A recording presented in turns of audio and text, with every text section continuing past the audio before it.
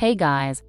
In this video, we're diving deeper into the spend report of the app to take a look at the dashboard page. Unlike the Analysis tab, the dashboard doesn't offer a dynamic view of metrics and dimensions, but it can be customized based on conversions and performance segments or clustered elements that were created during the initial setup. Here you'll see 4 line bar charts showcasing important combinations of metrics. The first chart shows cost and CPAs, the second one shows conversions and conversion rate, the third impressions and CTR, and the fourth chart shows clicks and CPC. Just as we did before, you can explore the calendar hierarchy in detail for any visual by clicking the arrows in the top right corner. And under each chart, there's a table featuring time intelligence calculations. The time intelligence feature allows you to gain valuable insights into the performance of your marketing metrics such as cost, clicks, impressions, and conversions. You can apply this feature to any data segment that you create by applying filters and visualizing the behavior over time. First, you can view cumulative data for any period of time, such as running week, month, quarter, year, or total. Cumulative data can help set realistic and achievable goals for your business by understanding how metrics have grown or changed over time, or lead to improved forecasting by identifying trends over time.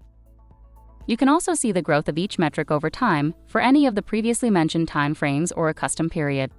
This will give you a clear understanding of the impact of your marketing efforts on your results.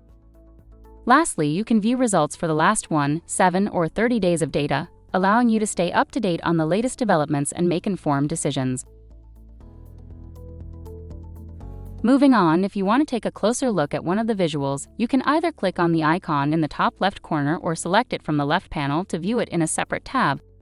These dashboards have the same data but visualize them differently across multiple dimensions.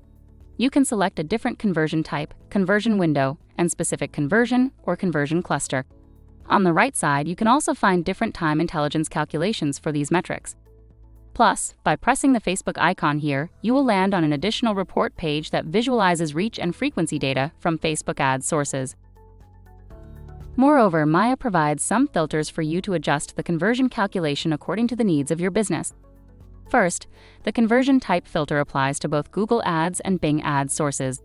You can switch between conversions and all conversions, depending on how you have defined those in the respected platforms.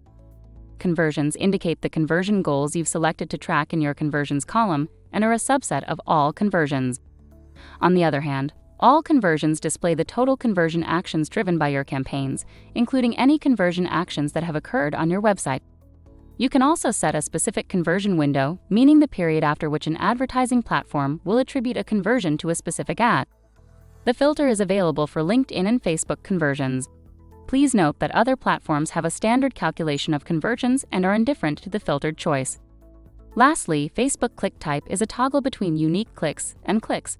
Unique clicks refers to the link clicks measure of the platform, including only the clicks on the CTA button or a link within your ad, whereas clicks include link clicks as well as other types of clicks on the ad, such as likes, comments, profile visits, etc. That concludes our overview of the app's visualization capabilities. Thanks for watching and see you in the next video. Bye-bye.